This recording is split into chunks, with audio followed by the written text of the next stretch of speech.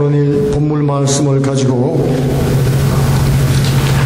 여호와서의 처음과 나중이란 제목으로 은혜를 나누기를 원합니다.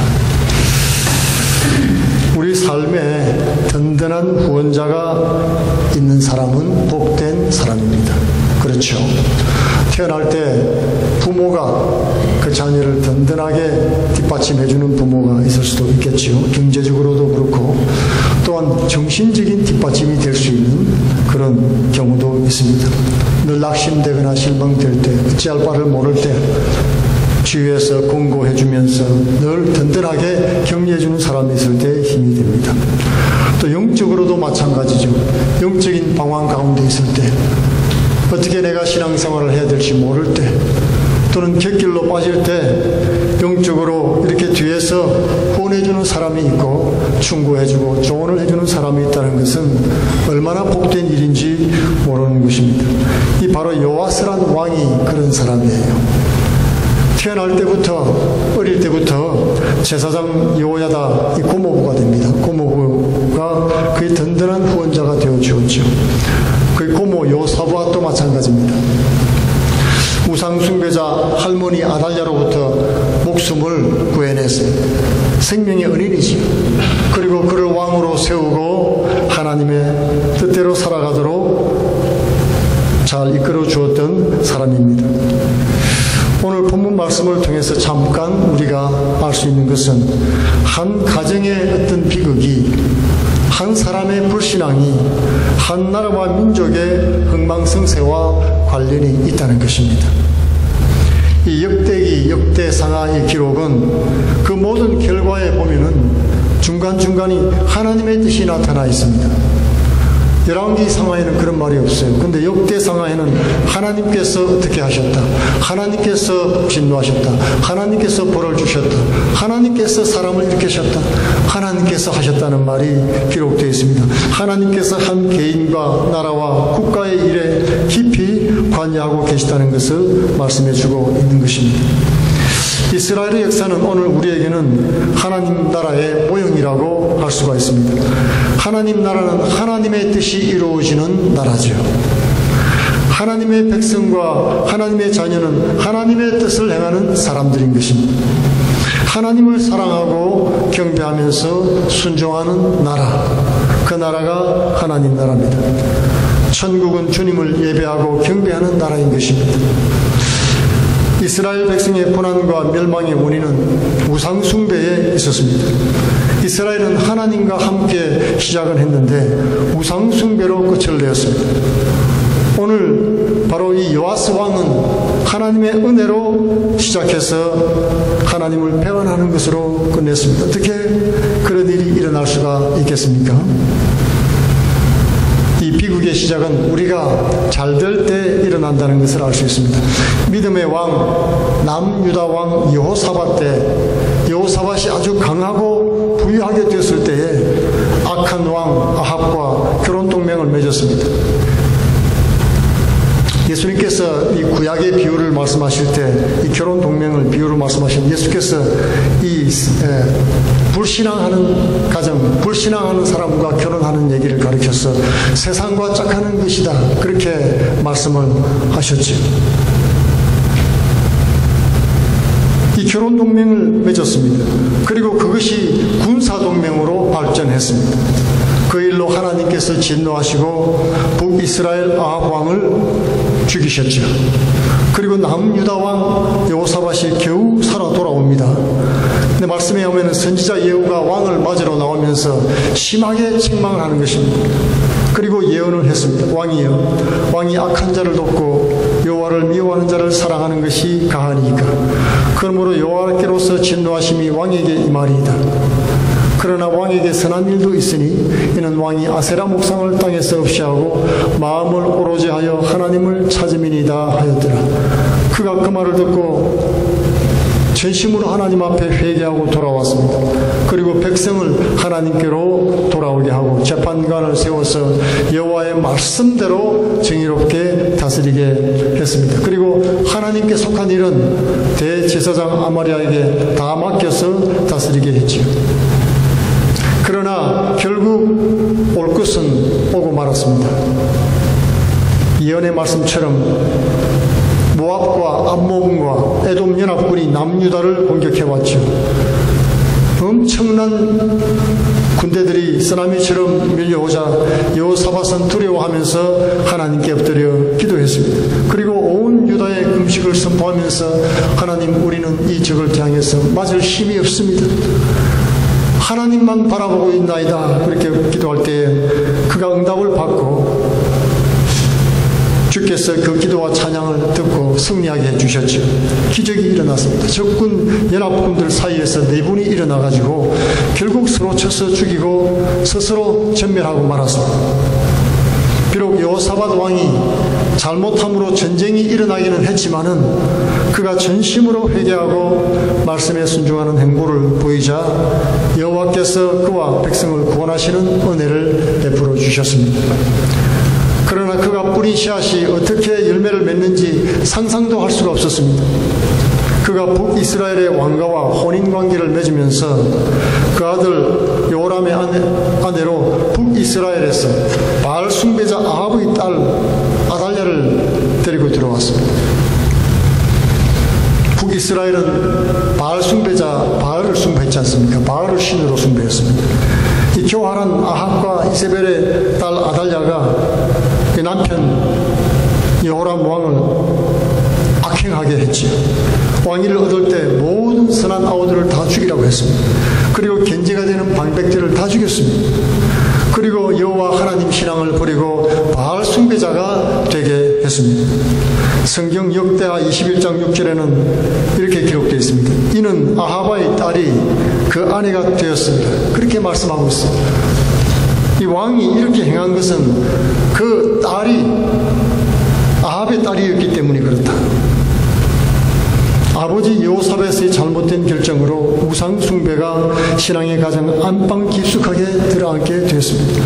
이것이 한 가정의 비극뿐 아니고 온 나라에 환란이 임하게 됐던 것입니다. 역대하 21장 14, 15절에는 여호와가 내 백성과 내 자녀와 내 아들 아내들과 내 모든 재물을 큰 재앙으로 치리라. 또 너는 창자의 중병이 들고 그 병이 날로 중하여 창자가 빠져나오리라 하셨다 하였더라. 그리고 여호와 하나님께서 블레셋과 아라비아 군대를 일으키셔가지고 유다를 침노하게 했습니다. 그리고 왕궁의 모든 재물을 다 빼앗고 그 아들들 다 잡아가고 아내들을 다 탈취하고 말째 아들 여호아하스만 남기고 다 데리고 갔습니다. 그리고 자신은 창자의 병이 들어서 결국 탈장으로 죽고 말았습니다. 그리고 왕실의 묘실에도 못 묻히죠. 한 가정의 불신앙의 결과가 얼마나 많은 사람들의 비극으로 결말이 났는지, 그리고 그 죄악의 영향력이 얼마나 큰지를 성경 말씀은 말해주고 있는 것입니다. 하나님의 택한 사람 다윗의 왕가를 통해서 나라와 민족을 이끌어가시는 하나님의 섭리를 깨닫게 해주시는 것입니다. 우리 그리스도인들의 삶도 마찬가지입니다. 하나님의 택하신 자녀인 그리스도인 가정이 하나님 나라에 미치는 영향이 얼마나 큰 것인가를 알 수 있는 것이죠. 우리 가정의 신앙 전통이 세상의 영향력에 의해서 어떻게 무너질 수 있는지, 또 한 가정이 신앙이 무너질 때 그것이 하나님 나라의 교회에 미치는 영향이 얼마나 큰지를 말해준다는 것입니다. 여호람이 아들들과 아내를 잃고 탈장으로 죽었습니다. 그러자 하나 남은 아하시아가 왕위에 올랐지요. 그때 나이가 42세였습니다. 예루살렘에서 1년을 다스렸는데 그의 어머니 아달랴가 그를 깨워가지고 또 우상숭배를 하게 했습니다. 그 어머니가 북이스라엘에서 왔던 여자이잖아요. 그죠? 그 북이스라엘의 악한 왕 요람과 함께 동맹하게 하고 악을 행하게 했죠. 그러자 하나님께서 예후를 일으키셔가지고 북이스라엘 왕 요람을 죽이고 또 남유다 왕 아하시아까지 둘 다 죽여버리고 말았습니다. 그러면서 이 예후가 죽일 때에 여호사밧 왕의 아들이 아니냐, 그러면서 장사는 제대로 치러주었죠. 이 전심으로 여호와를 구하던 하나님의 사람, 그 아버지의 신앙을 봐가지고 그렇게 해준 것입니다. 이 남유다 왕의 아하시아가 죽자 약한 어머니 아달랴가 아들이 죽은 것을 보고 남유다에 남아있는 모든 왕자들을 다 쳐서 죽여버렸습니다. 남유다 왕국의 씨를 말리고 자기가 스스로 왕위에 올렸던 것입니다. 아달랴는 북왕국 사람이었습니다. 우상숭배 나라를 만들기 위해서 왕자들을 다 죽여버렸습니다. 그리고 여왕이 됐죠. 자기 스스로. 중국의 악한 왕 척천무우처럼 그렇게 악행을 행했습니다. 그때 죽은 왕 아시아의 누이가 그 조카들 중에 요아스를 빼내와서 살렸습니다. 그리고 성전에 숨겨 키웠죠. 그러니까 왕자 요아스가 남아있었던 거예요. 자기 스스로 여왕으로 등극했지만은 왕의 족보의 기록은 나와 있지 않습니다. 왜냐하면 엄연히 왕자가 있기 때문에 그렇죠. 이 요아스에게는 고모가 되는데 요아스라고 하는 고모죠. 그리고 고모의 남편이 여호와의 제사장 여호야다였습니다. 하나님의 제사장이 가족이었죠. 그 가정이 이 요아스를 살렸습니다.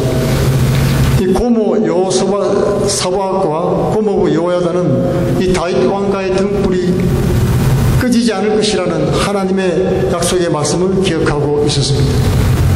다윗 왕가를 진멸하는 것은 하나님의 뜻이 아니다 하는 것을 분명히 알고 있었죠.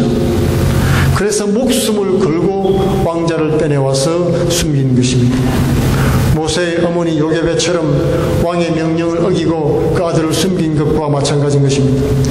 지금도 사단은 우리의 연약함을 틈타서 믿음의 형제 자매들을 공격하고 무너뜨리며 진멸하려고 하고 있습니다.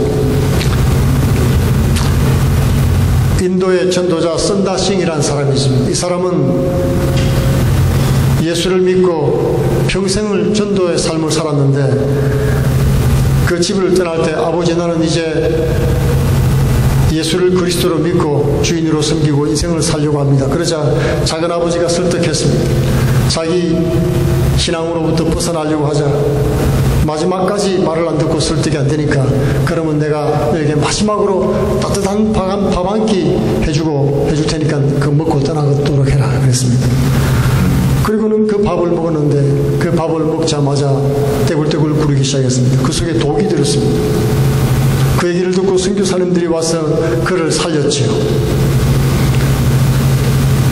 밥을 먹고 독살하려고 하는 그를 살려서 하나님의 전도자가 전도의 삶을 사는 능력 있는 주의 종으로 만들었던 것입니다.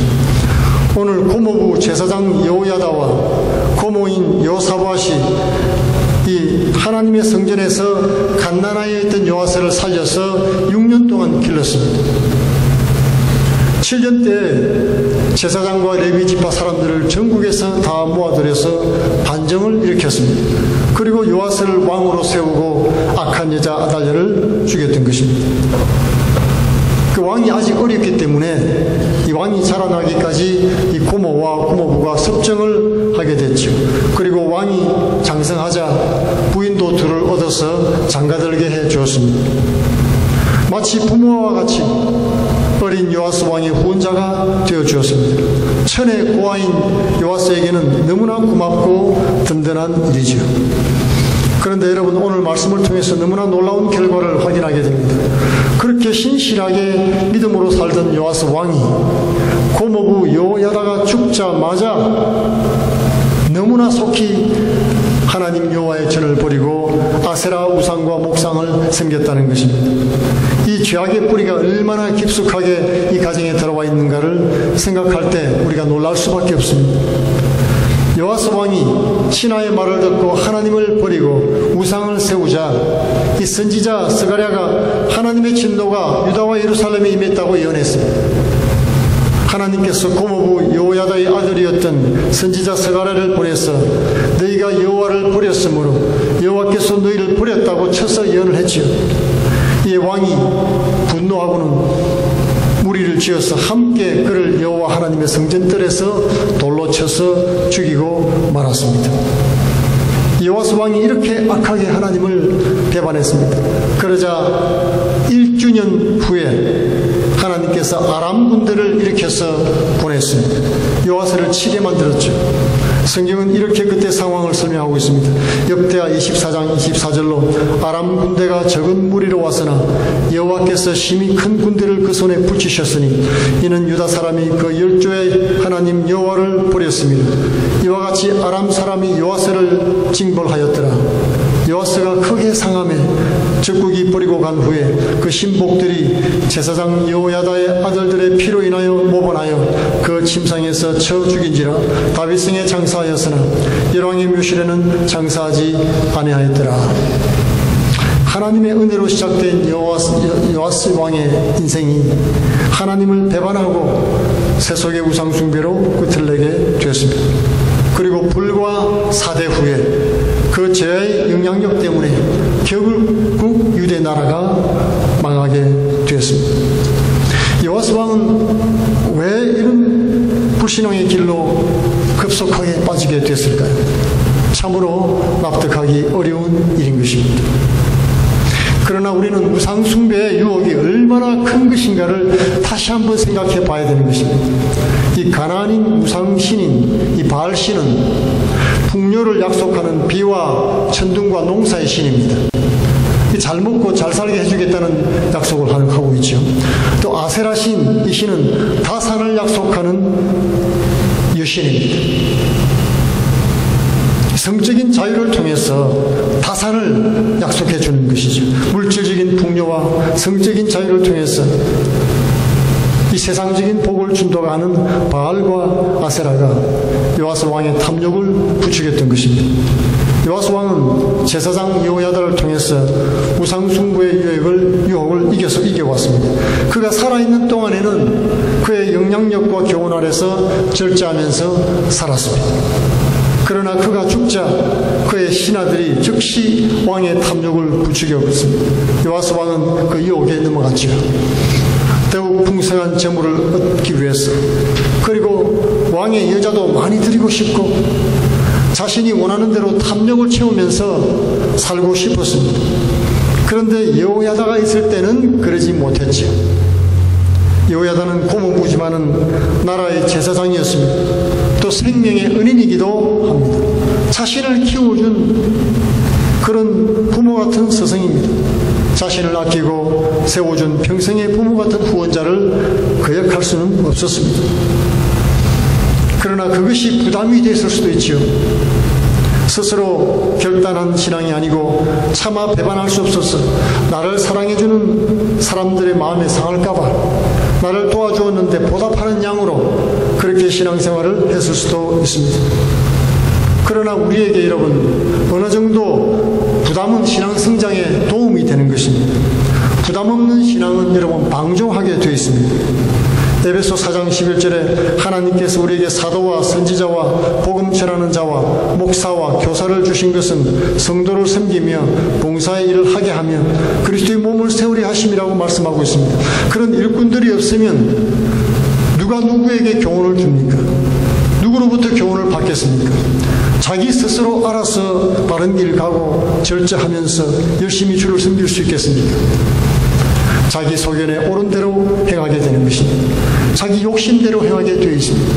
자기 뜻대로 살면서 점차 믿음에서 떠나게 될 것입니다. 요즘에 사람들이 하는 말이 있습니다. 지옥도 없고 고난도 없고, 하나님은 선하신 분이기 때문에 지옥을 절대로 허락하실 분이 아니고 고난 주시기를 기뻐하지 않는다. 하나님의 복을 받아야 된다고 강조하는 것입니다. 지옥도 없고 고난도 없는 복음은 세속주의와 타협한 복음입니다. 복음이라는 건 복된 소식이죠. 복된 소식, 하나님께서 주신 천국 영생의 이 귀한 복음은 믿음으로 값없이 주어지는 것입니다. 그러나 값없다고 해서 가치가 없는 것은 아니죠. 너무나 귀하고 가치 있는 것이기 때문에 우리는 절제하면서 사는 것입니다. 하나님 은혜 가운데서 믿음으로 살고 말씀 따라 쫓아 사는 것입니다. 바알과 아세라와 같이 풍요와 성적인 탐욕을 채우는 치상주의 우상 숭배로 빠지는 그런 길은 복음이 아닌 것입니다. 신앙생활은 어느 정도 부담을 지는 것이 유익합니다. 부담 없는 신앙은 곁길로 가기 마련이죠. 이것이 틀렸다고 말을 해주고 이것은 진리가 아닙니다라고 말해주는 사람이 있는 것이 나의 영혼을 살리는 길인 것입니다. 우리가 그 짐을 지고 갈 때 우리 마음이 겸손해지고 하나님을 찾게 됩니다. 여러분, 항상 사시사철 여름인 하와이에서 어떤 사람이 좋은 아이디어를 냈습니다. 이야, 이 하와이는 꽃밭이 열려있죠, 그죠? 1년 12달 이렇게 날씨가 좋은데 꿀벌 장사를 하면 대박이 나겠구나 생각을 하고 꿀벌통을 갖다 놨습니다. 그러니까 꿀벌들이 얼마나 꿀을 열심히 모읍니까? 어마어마하게 모았습니다. 한여름만 모으는 게 아니고 겨울도 없고 가을도 없잖아요. 꿀통에 꿀이 넘쳐났습니다. 그리고 그 다음에 보니까 꿀이 없는 거예요. 다음에 왜 꿀이 없지? 그랬더니 나중에 알고 보니까 이 겨울이 있기 때문에 꿀벌들이 꿀을 모으는 거였어요. 그동안에 먹고 살아야 되니까 열심히 모았는데 이건 겨울이 없으니까 사시사철 여름인데 무슨 이유로 꿀을 모으겠습니까? 그냥 꿀을 따먹고 마는 것입니다. 꿀을 모을 수가 없는 것이죠. 우리는 우리의 삶의 부담을 줄이려고 애를 쓰고 있습니다. 그렇지만은 그 부담 때문에 우리는 절제하는 삶을 살고 열심히 우리 인생을 살게 되는 것입니다. 우리가 믿음으로 살려고 할 때 일어나는 여러 가지 어려운 일들과 고난이 있습니다. 갈등되는 일과 늘 새롭게 다가오는 도전들, 그런 것들이 우리를 괴롭게 할 때가 있습니다. 그러나 그러한 일을 당할 때에 우리는 하나님 앞에 나와서 무릎을 꿇고 기도하게 되는 것입니다. 자신의 무능함과 부족함을 깨닫고 겸손해지는 것입니다. 그리고 고난이 끝나고 없는 천국 본향을 비로소 사모하면서 믿음으로 살게 되는 것입니다. 이 믿음의 사람 다윗 왕조의 비극은 여호사밧의 결혼 동맹에서 비롯됐습니다. 온전히 하나님만 신뢰하지 못하고 하나님이 악하다고 책망하는 북이스라엘의 아합 왕과 통혼을 했습니다. 그리고 군사동맹을 맺었습니다.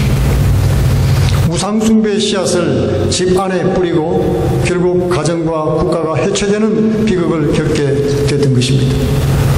우리에게는 믿음으로 사는 스승들이 많이 필요합니다. 만나서 믿음의 말씀을 나누고 참말을 하는 사람들이 주위에 많이 있어야 된다는 말입니다. 그래서 주께서 너희가 말세에 모이기를 힘쓰라고 말씀했습니다. 그리고 성령이 하나 되게 하신 것을 힘써 지키라고 명령하신 것입니다. 여러분, 동물의 왕국에서 사자들이, 맹수들이 짐승을 잡아먹을 때 어떻게 합니까? 물소들을 잡아먹을 수가 있습니까? 물새떼들에게 달려 들어갔다가 밟혀 죽는 것입니다. 물소를 쫓아갈 때요, 딱 가운데를 쫓아간대요. 그러면 쫙 둘로 갈라진다는 것입니다. 둘로 갈라지면 그 무리가 있는데 적은 무리를 다시 쫓습니다. 또 가운데를 쫓아가면 또 둘로 또 갈라놓습니다. 그러다가 맨 마지막으로 한 마리가 뚝 떨어져 나갈 때 그때 그 한 마리를 공격하는 것이에요. 우리 성도들도 마찬가지입니다. 홀로 떨어져 있을 때 무리 짓지 않고 끼리끼리 모일 때 굉장히 위험합니다. 하나님께서는 성도들이 함께 모이기를 힘쓰고 그리고 함께 모여서 한 말씀을 듣고 한 아이디어 가운데서 하나 되기를 힘쓰라고 말씀을 해주신 것입니다. 나는 다른 사람들과 다르다. 나는 달라. 굉장히 위험합니다. 여러분, 이단이 무엇입니까? 이단이 다른 거예요. 달을 이자고 끝단자입니다. 처음에는 비슷하게 시작했는데 갈수록 변해가지고 마지막에는 달라진 겁니다. 그게 이단이에요. 여러분, 그러므로 우리는 세상 얘기하는 곳에 자꾸 가서 세속적인 얘기를 듣고 있으면요, 이 요아스의 왕처럼 말년이 그렇게 될 수가 있습니다. 우리의 신앙의 총착역은 천국입니다. 이제 거의 다 왔습니다. 천국에서 구름같이 흐다한 신앙의 선진들이 우리를 격려하고 있습니다. 우리를 얽매이는 모든 우상들을 털어버리고 주 예수를 바라보면서 우리 앞에 놓인 믿음의 경주를 경주하고 이기는 성도가 되시기 바랍니다. 요아스 왕은 고모부 그리고 제사장 여호야다의 부담을 이기고 스스로 하나님과 관계를 맺을 기회가 많이 있었습니다.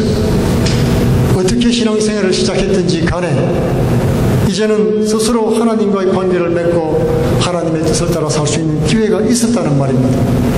그리고 한때는 하나님의 전을 위한 열심도 있었습니다. 종교개혁 운동도 했어요. 그러나 뿌리 깊지 못한 그의 신앙은 부담이 사라지자 급속히 세속화됐습니다. 우상과 타협하는 사람이 되고 말았던 것입니다. 마지막을 아름답게 장식하는 사람이 승리하는 사람입니다. 끝까지 이겨야 참으로 이기는 것입니다. 올림픽의 백민 마라톤의 묘미는 여러분 무엇입니까? 그 고난의 긴 구간을 트랙을 벗어나지 않고 끝까지 달리는 데 있습니다.